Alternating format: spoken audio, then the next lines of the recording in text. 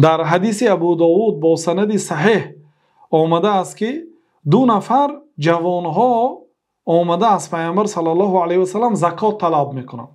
میگن که یا رسول الله برای ما زکات دهید.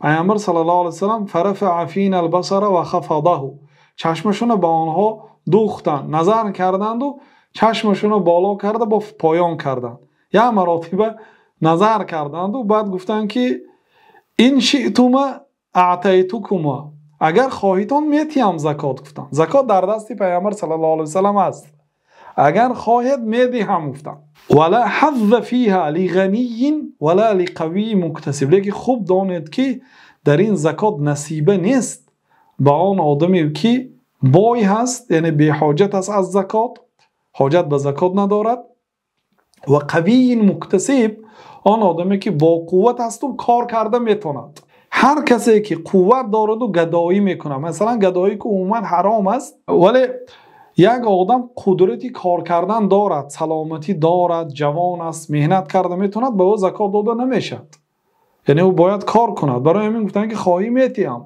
لیکن در زکات به شخصی بای و به شخصی که قوت و جوانی دارد نصیبه نیست. گفتن فهمیدید؟ برای همین فقط یگانه شخصی که قوت دارد و اگر قوتش رو به پول مال دنیا جمع کردن صرف کند، علم میمانده باشد، حاجت مسلمان ها به آن کلام، مثلا در یک کشوری است که یگان انسان است که به مردم تعلیم علم دهد، از پگاهی تا بگاهی با تعلیم فرزندان مسلمان ها مشغول است، مثلا قرآن تعلیم میدهد، زبان عربی تعلیم میدهد، آداب و اخلاق اسلامی تعلیم میدهد.